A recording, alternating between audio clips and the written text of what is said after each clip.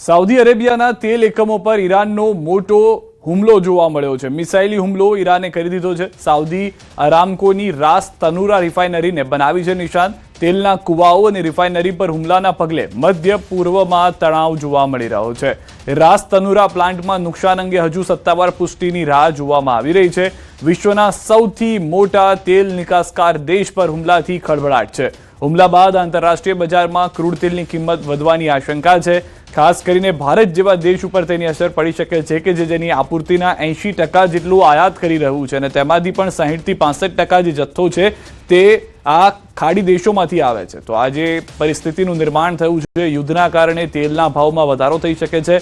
જોકે ભારત હાલમાં તટસ્થ નીતિથી કામ કરતું હોવાથી તેટલી વધુ અસર ન થાય તેવું પણ માનવામાં આવી રહ્યું છે। મહાયુદ્ધની ઓઇલના ભાવ પર ભારે અસર। કાચા તેલના ભાવમાં રેકોર્ડ બ્રેક વધારો થયો છે। કાચા તેલના ભાવમાં 13% સુધીનો વધારો નોંધાયો છે।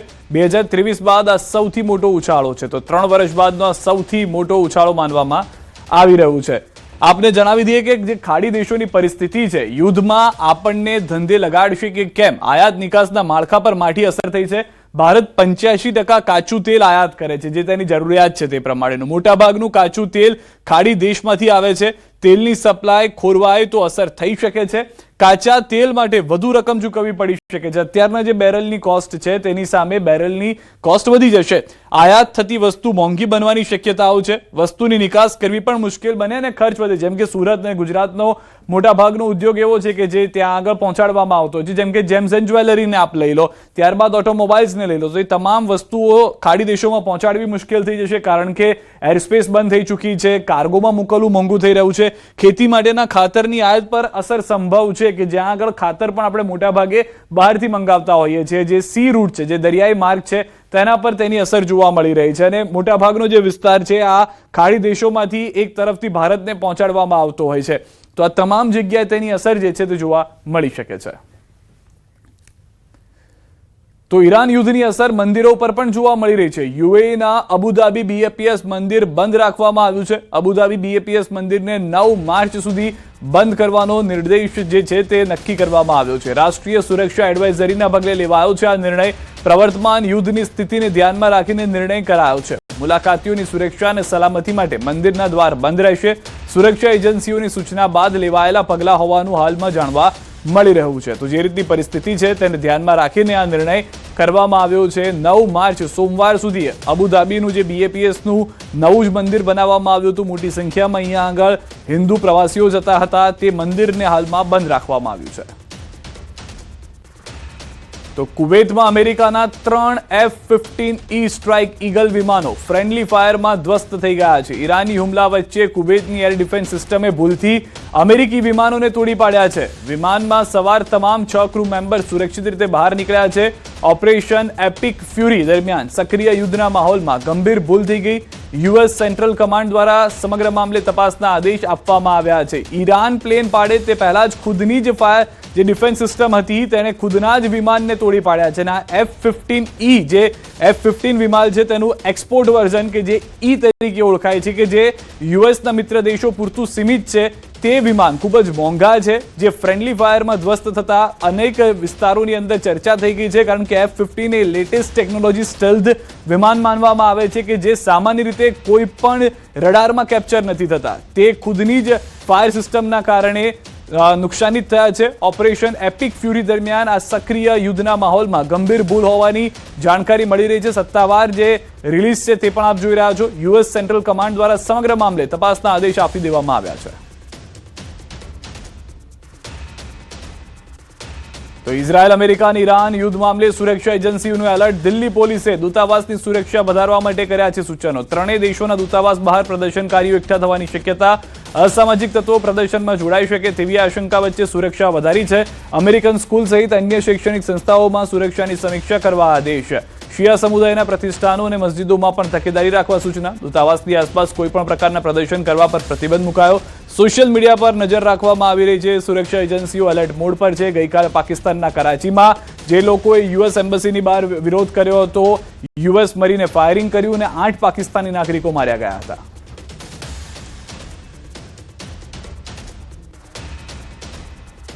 તો હાલ યુદ્ધની ખૂબ જ ચિંતાજનક પરિસ્થિતિની વચ્ચે નોકરી ધંધે ગયેલા ભારતના પણ અનેક પરિવારો અને લોકો યુદ્ધ જેવા માહોલમાં ફસાયેલા છે, ત્યારે વલસાડ જિલ્લામાંથી પણ માછીમારી કરવા અન્ય દેશોમાં ગયેલા માછીમાર પરિવારો અત્યારે ચિંતિત છે. વલસાડના દરિયા કિનારે આવેલા કખવાડી ગામમાં ટંડેલ પરિવાર અત્યારે ચિંતામાં છે, કારણ કે આ પરિવારના મોભી ભીખાભાઈ ટંડેલ અત્યારે ઈરાનમાં છે, જેઓ ત્યાં અન્ય વેપાર કંપનીમાં માછીમારી માટે ગયા હતા. જોકે હવે ઇઝરાયલ અને ઈરાન વચ્ચે યુદ્ધને લઈ પરિસ્થિતિઓ વણસી રહી છે.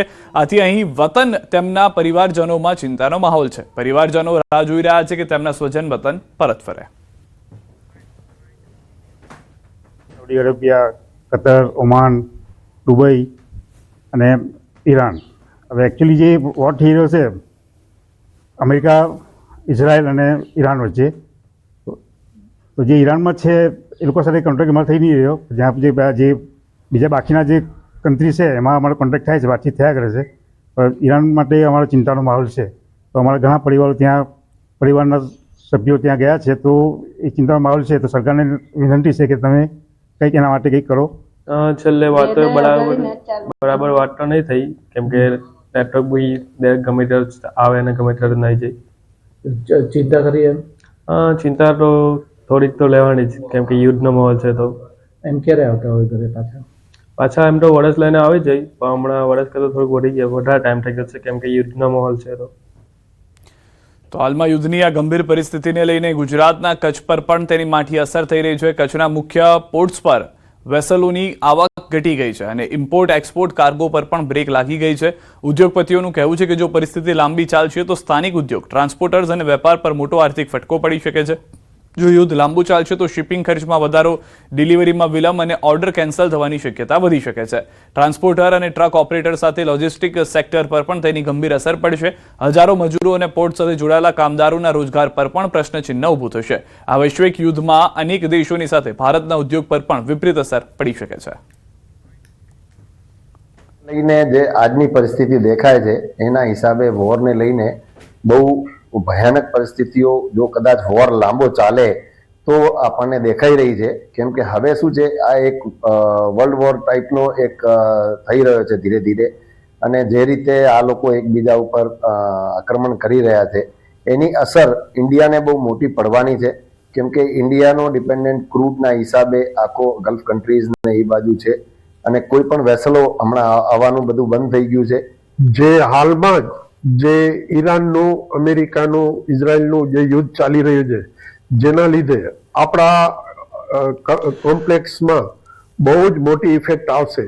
કારણ કે આપણે જોયું છે કે હાલમાં જ અત્યારે જે આ ઈરાનમાં ને જે યુદ્ધનો ઇફેક્ટ છે એના લીધે એક તો બધાથી વધારે મોટી ઇફેક્ટ એ આવશે કે ક્રૂડના રેટ વધી જશે, અને ક્રૂડના રેટ વધવાના કારણે ડીઝલ પેટ્રોલના રેટ વધશે. અત્યારે વોરના કારણે છેલ્લા 48 કલાકથી ટ્રાન્સપોર્ટરો, એક્સપોર્ટરો બધા ટેન્શનમાં જ છે. કારણ કે આ વોર ખાલી ગલ્ફ પૂરતું કે સાઉદી પૂરતું સીમિત નથી. અમારા માટે આખા વર્લ્ડમાં જ્યાં ત્યાં એક્સપોર્ટ થાય છે બધા જ કન્ટેનરો હોલ્ડ થઈ જાય છે. વેસલ પણ લઈ નહીં જાય, વેસલ પણ હોલ્ડ થશે. શિપિંગ લાઈનો કન્ટેનર પોતાના હોલ્ડ કરી નાખે છે અને વેસલો પણ પોતાની હોલ્ડ કરી નાખે છે.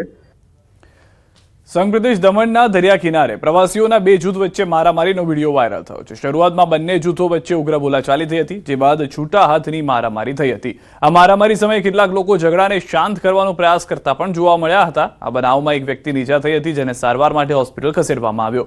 આ ઘટનામાં મારામારીનું કારણ હજુ સુધી જાણી શકાયું નથી.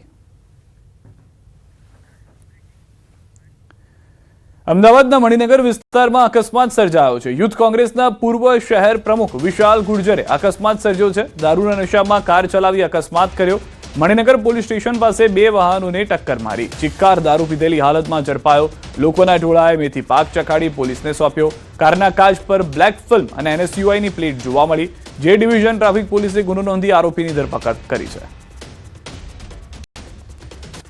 તો હાલના દ્રશ્યો પણ આપ જોઈ રહ્યા છો. જે આરોપી છે તે પોલીસ પકડમાં આવી ચૂક્યા છે. યુથ કોંગ્રેસ પૂર્વ શહેર પ્રમુખ, આ બધા જે કનેક્શન છે તે જોવા મળ્યા છે. દારૂના નશામાં કાર ચલાવીને અકસ્માત કર્યા હોવાના પુરાવા મળ્યા છે. મણિનગર પોલીસ સ્ટેશન પાસે બે વાહનોને ટક્કર મારી હતી. લોકોના ટોળાએ મેથી પાક ચખાડી પોલીસને સોંપ્યો છે આરોપીને.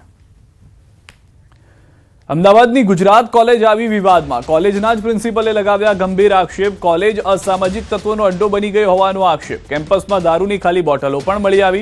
કોલેજની છબી ખરાબ કરવા દારૂની બોટલ પ્લાન્ટ કરી વિડીયો બનાવવામાં આવ્યા હોવાનો આક્ષેપ. કેટલાક અસામાજિક તત્વોએ ખોટા એફિડેવિટ કરી કોલેજમાં એડમિશન લીધું હોવાના આક્ષેપ. કોલેજના સ્ટુડન્ટ ન હોય તેવા અનેક વિદ્યાર્થીઓ અહીં અડ્ડો બનાવીને બેસતા હોવાનો પ્રિન્સિપલનો દાવો. કેટલાક લોકો રાજકીય પાર્ટીના બોર્ડવાળી ગાડીઓ લઈને કોલેજમાં ન્યુસન્સ ફેલાવતા હોવાનો આરોપ. ફર્સ્ટ યર અને થર્ડ યરમાં અભ્યાસ કરતા બે વિદ્યાર્થી સૌરભ ચાવડા અને વિજય યાદવ નામના તત્વો સામે આક્ષેપ. અહીંયા આ સંસ્થામાં વર્ષોથી બિનજરૂરી બિનઅધિકૃત લોકોનો અડ્ડો છે. મારે એક આચાર્ય તરીકે કહેતા થોડું પેલું થાય છે, પણ ખરેખર અને મેં જ્યારથી ચાર્જ લીધો ત્યારથી મેં આવું ક્યારેય ચલાવ્યું નથી. આચાર્ય તરીકે મારી નૈતિક ફરજ છે કે હું આનો વાલી છું, હું એમનો પિતા છું, તો હું એમને ટકોરું છું. એ કોઈને ગમતું નથી.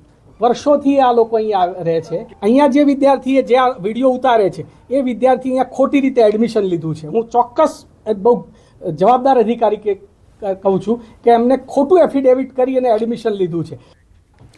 નકલી દૂધ મામલે અરવલ્લી કોંગ્રેસનો મોડાસામાં અનોખો વિરોધ. કોંગ્રેસે નકલી દૂધ લખેલા બોક્સ સળગાવી કરી હોળી. નકલી દૂધની હોળી કરીને કોંગ્રેસના હોદ્દેદારો, કાર્યકરો અને પૂર્વ ધારાસભ્યએ પ્રદક્ષિણા કરી. કોંગ્રેસ દ્વારા પોસ્ટર સાથે ભારે સૂત્રોચ્ચાર કર્યા. જિલ્લા કલેક્ટર અને રજિસ્ટ્રારને આવેદનપત્ર આપી નકલી દૂધ મામલે ન્યાયિક તપાસની કોંગ્રેસે માંગ કરી. નકલી દૂધ મામલે કાર્યવાહી નહીં કરાય તો પશુપાલકો સાથે ઉગ્ર આંદોલન કરવાની ચીમકી ઉચ્ચારી.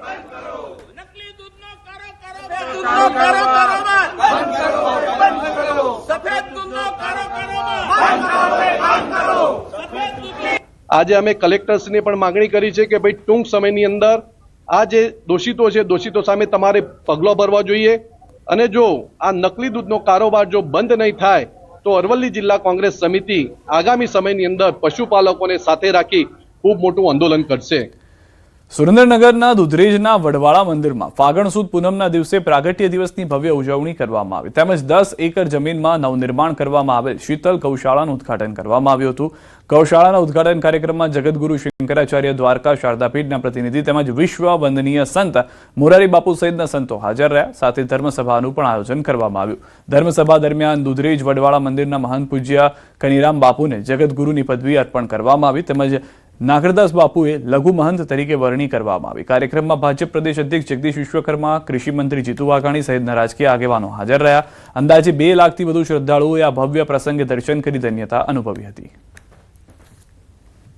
શ્રી વડવાડા મંદિર દુધરેજ ગામના આંગણે હોળી મહોત્સવ વિશ્વ વંદનીય સંત શ્રી પૂજ્ય મોરારી બાપુની ઉપસ્થિતિમાં આજે ગૌશાળાનો લોકાર્પણ સમારંભ હતો. સંતો દ્વારા આજે પરમ પૂજ્ય મહામંડલેશ્વર કનીરામ બાપુને જગતગુરુ તરીકેની પદવી પણ આજે નવાજવામાં આવ્યા. ડાંગ દરબાર 2026 મેળાનું સમાપન કરવામાં આવ્યું. તે દરમિયાન રાજ્યપાલ આચાર્ય દેવવ્રતના હસ્તે ડાંગના 5 રાજાઓને પોલિટિકલ પેન્શન આપવામાં આવ્યું હતું. રાજ્યપાલ અને સ્થાનિક ધારાસભ્ય વિજય પટેલનું વાસુરણાના રાજા ધનરાજસિંહ સૂર્યવંશી દ્વારા રાજ્યપાલને સાફો પહેરાવી તીર કમાન આપી સ્વાગત કરવામાં આવ્યું હતું. ડાંગ દરબાર મેળામાં આ વર્ષે થોડો ફેરફાર કરવામાં આવ્યો હતો. સામાન્ય રીતે મેળાનું ઉદ્ઘાટન રાજ્યપાલના હસ્તે કરવામાં આવતું હતું. જોકે આ વર્ષે મેળાની શરૂઆત રાજ્યના પ્રવાસન મંત્રીને હસ્તે થઈ છે અને સમાપન મહામહિમ રાજ્યપાલના હસ્તે કરવામાં આવ્યું. સમાપન પ્રસંગે રાજ્યપાલે 5 રાજાઓને શૌર્ય ગાથાનું વર્ણન કરી તેમની બહાદુરીના પ્રસંગો કયા હતા તેમજ વાસુરણાના રાજાએ જંગલ અને સ્થાનિક લોકોની રોજગારીની ચિંતા કરતા વર્ષો જૂની બંધ થયેલ પોલીસ પટેલ કારભારીની પ્રથા ફરી શરૂ કરવા સરકારને વિનંતી કરી હતી. डांग दरबार 1842 से डांग में आयोजित किया जाता है और प्रदेश सरकार की ओर से हमारे जो 5 राज परिवार थे उनको सम्मानित किया जाता है.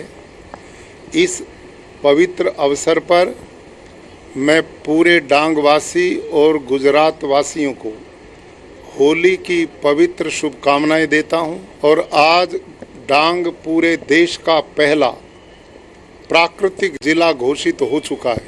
અમારો ડાંગ અંતરિયાળ ગામ છે અને ડાંગ જિલ્લામાં જંગલ ભરપૂર છે, જેથી એ બચાવવા માટે ફરીવાર પણ પોલીસ પટેલ કારભારીની પ્રથા ચાલુ કરે એવી માન્ય સાહેબને મારી વિનંતી છે કે એ સરકાર સુધી વિચારણા કરે અને પોલીસ પટેલ કારભારીની પ્રથા ચાલુ કરે. ઘર આંગણે રોજી મળે અને અમારી ગરીબ પ્રજાને રોજગારી મળે એ જ મારો મુખ્ય હેતુ છે.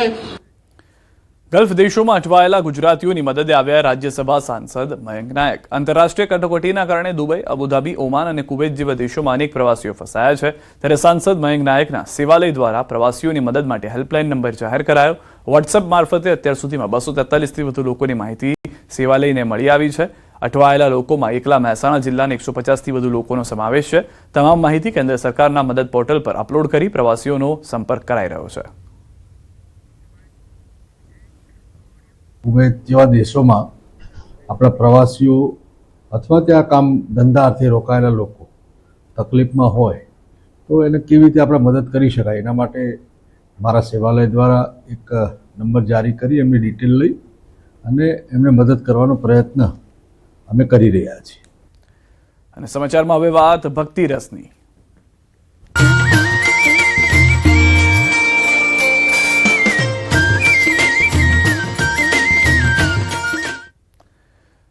દ્વારકા નગરીમાં ફૂલડોલ ઉત્સવની તૈયારી. ભક્તોએ કરતાલના તાલે રંગોની રમઝટ બોલાવી. હજારો ભક્તો દૂર દૂરથી દ્વારકા પહોંચ્યા. રાજાધિરાજની નગરી ભક્તોથી ઉભરાઈ ગઈ છે. દ્રશ્યો પણ આપ જોઈ રહ્યા છો. મોટી સંખ્યામાં લોકો હજી પણ આવી રહ્યા છે અને 3 દિવસ આ ઉત્સવ આ વખતે જોવા મળશે. ચંદ્રગ્રહણ એક કારણ છે કે જેના કારણે હોળી અને ધૂળેટીની વચ્ચે એક પડતર દિવસ તરીકે જોવામાં આવી રહ્યું છે.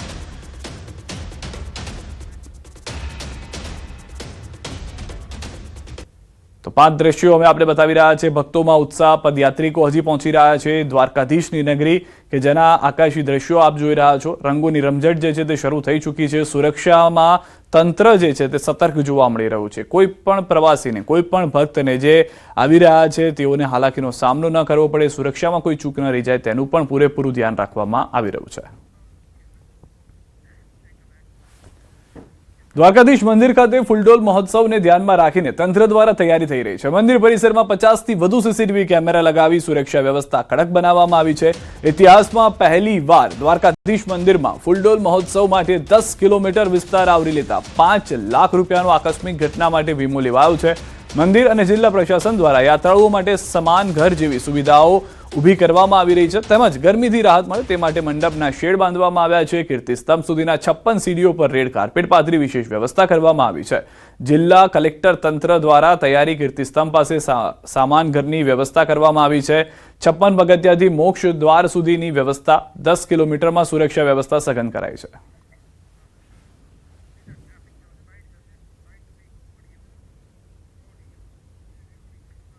ઇતિહાસમાં પ્રથમ વખત ભગવાનના દર્શને આવતા શ્રદ્ધાળુઓની ચિંતા કરી અને માનનીય કલેક્ટર સાહેબની સૂચના મુજબ અમે મંદિરને કેન્દ્રબિંદુ માની અને 10 કિલોમીટરની પેરીફેરીમાં જે પણ પદયાત્રિકો મંદિર તરફ દર્શન માટે આગળ વધી રહે છે, જે પણ પોલીસ સ્ટાફ અમારો બંદોબસ્તમાં રોકાયેલો છે, જે પણ મંદિરના કર્મચારીઓ છે, જે પણ પૂજારી પરિવાર છે અને જે પણ શ્રદ્ધાળુઓ દર્શનાર્થીઓ મંદિર માટે આવી રહ્યા છે, એમની સુરક્ષા તકેદારીના ભાગરૂપે ઇતિહાસમાં પહેલી વખત 5 લાખ રૂપિયા જેવી રકમનો વીમો ઉતારવામાં આવેલ છે. 50થી વધુ સીસીટીવી કેમેરાથી સમગ્ર રૂટને સજ્જ કરવામાં આવેલ છે.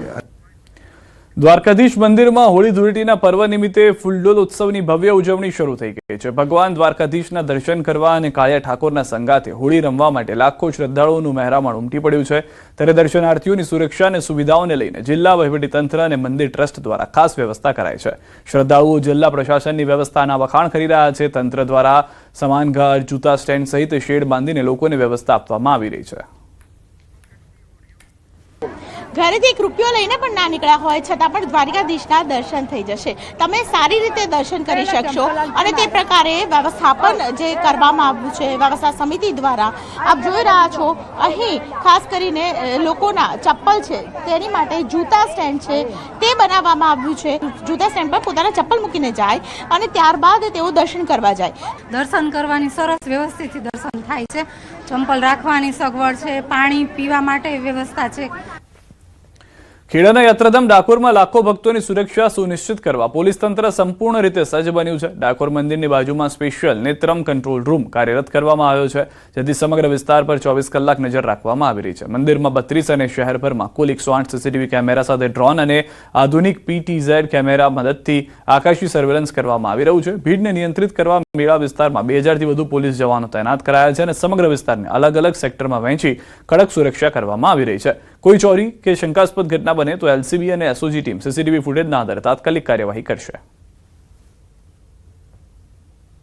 સુપ્રસિદ્ધ યાત્રાધામ ડાકોરની અંદર જે પ્રકારે ફાગણ ઉત્સવ જે ઉજવાઈ રહ્યો છે ત્યારે લાખો હરિભક્તો ડાકોરમાં આવે છે ત્યારે સુરક્ષાને લઈને ખેડા પોલીસ સતર્ક હોય છે અને દર વર્ષની જેમ આ વર્ષે પણ સ્પેશિયલ એક કંટ્રોલ રૂમ નેત્રમ રૂમ આગળ ઊભો કરવામાં આવે છે. કહી શકાય કે મંદિરના 32 કેમેરા અને આ 32 સિવાય અન્ય જે બીજા ડાકોર આજુબાજુ આવેલા જે પોલીસ ખાતાના 108થી વધુ કેમેરા કહે છે 150થી વધુ કેમેરામાં સંપૂર્ણ સર્વેલન્સ આગળ કરવામાં આવતું હોય છે. સતત 24 કલાક આ કેમેરા પર મોનિટરિંગ કરવામાં આવે છે. નડિયાદ નેત્રમની જે ટીમ છે ત્યાં દ્વારા મોનિટરિંગ કરવામાં આવતું હોય છે અને અહીં આગળ જે કોઈ પણ ઘટના અનિચ્છનીય બને તેનું ધ્યાન રાખવું છે.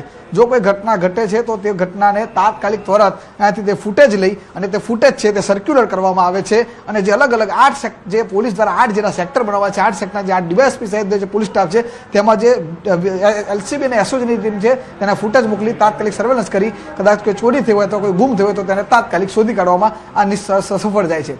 દર વર્ષે અહીં આગળ 100 થી વધારે જે આ ઘટનાઓ છે તે ડિટેક્ટ કરી અને લોકોને આગળ પોતાની મદદ મળી રહે છે. કેમેરામેન ખેંગાર રાઠોડ સાથે ઉમંગ પટેલ, ન્યૂઝ 18 ગુજરાતી, ડાકોર. સરહદ નજીક મહારાષ્ટ્રના પાલઘરમાં એક કંપનીમાંથી ગેસ લીકેજની ઘટના બની. બોઈસર ઔદ્યોગિક વિસ્તારમાં ભંગેરિયા કેમિકલ કંપનીમાંથી ગેસ લીકેજ થતા આસપાસના વિસ્તારમાં અસર થઈ. હવામાં ગેસ ભળી જતા ધુમ્મસ જેવું વાતાવરણ સર્જાયું હતું. આથી લોકોમાં નાસભાગ મચી ગઈ હતી. ગેસ લીકેજ થતા કંપનીમાંથી કામદારો બહાર દોડી આવ્યા. ઘટનાની જાણ થતાં જ ફાયર બ્રિગેડ અને સંબંધિત વિભાગની ટીમો દોડતી થઈ ગઈ. પરિસ્થિતિને ગંભીરતા જોતા વહીવટીતંત્ર દ્વારા તાત્કાલિક કાર્યવાહી કરી સલામતીના ભાગરૂપે આસપાસના વિસ્તારની કંપનીઓમાંથી કામદારોને સલામત સ્થળે ખસેડવામાં આવ્યા. સદનસીબે આ ઘટનામાં હજુ સુધી કોઈ જાનહાનિના અહેવાલ નથી. જોકે હજુ સુધી ગેસ લીકેજનું કારણ પણ જાણી શકાયું નથી. તો વધુ માહિતી ટૂંક સમયમાં અમે મેળવવાનો પણ પ્રયાસ કરીશું, પરંતુ હાલના જે દ્રશ્યો આપ જોઈ રહ્યા છો, કંપનીમાં ગેસ લીકેજ અને ગેસ હવામાં ભળી ગયો છે. તમામ લોકો માસ્ક પહેરી ત્યાંથી સુરક્ષિત બહાર નીકળી રહ્યા છે. ન્યૂઝ 18 સંવાદદાતા ભરતસિંહ વાઢેર પર અમારી સાથે જોડાઈ ગયા છે. ભરતસિંહ, જે રીતની પરિસ્થિતિ મહારાષ્ટ્રના પાલઘરમાં જોવા મળી રહી છે, શું બધું જાણકારી છે? જે બિલકુલ ખૂબ જ મોટી દુર્ઘટના છે. અરે વલસાડ જિલ્લાને અડીને આવેલા પાલઘર વિસ્તારની આ ઘટના છે, જ્યાં બોઈસર ઔદ્યોગિક વિસ્તારમાં આવેલી ભગેરિયા કેમિકલ કંપનીમાં ગેસ લીકેજ થયો હતો.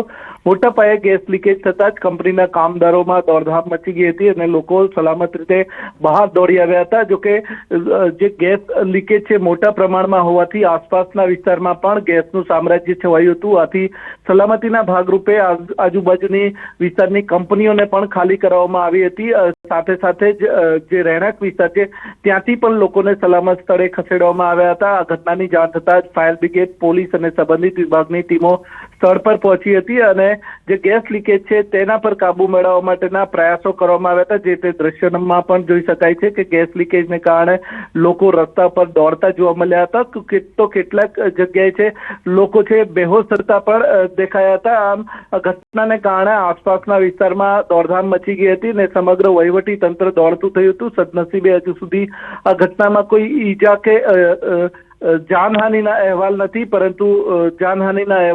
પરંતુ હજુ પરિસ્થિતિ છે સામાન્યવત થતા સમય લાગે તેવું જણાઈ રહ્યું છે. જી આભાર ભરત, સમગ્ર માહિતી બદલ. તો હાલના જે દ્રશ્યો આપ જોઈ રહ્યા છો, ધુમ્મસ ભર્યું જાણે આખું વાતાવરણ થઈ ગયું હોય. ગેસ લીકેજ મુખ્ય કારણ તેનું માનવામાં આવી રહ્યું છે. ગેસ લીકેજ કેમ થયું, કેવી રીતે થયું તે વિશે હજી સુધી કોઈ જાણકારી નથી મળી, પરંતુ હજારોની સંખ્યામાં જે ત્યાં આગળ કર્મચારીઓ હતા, આસપાસની જે ફેક્ટરીમાં કામ કરતા લોકો હતા, તમામ લોકોને સુરક્ષિત બહાર કાઢવામાં આવ્યા હોવાની પ્રાથમિક જાણકારી મળી રહી છે. કેટલાક લોકોને તેની અસર જોવા મળી છે, પરંતુ જીવલેણ અસર હાલમાં જાણવા નથી મળી રહી. સમાચારોમાં અત્યારે બસ આટલું જ. આપ જોતા રહો ન્યૂઝ 18 ગુજરાતી.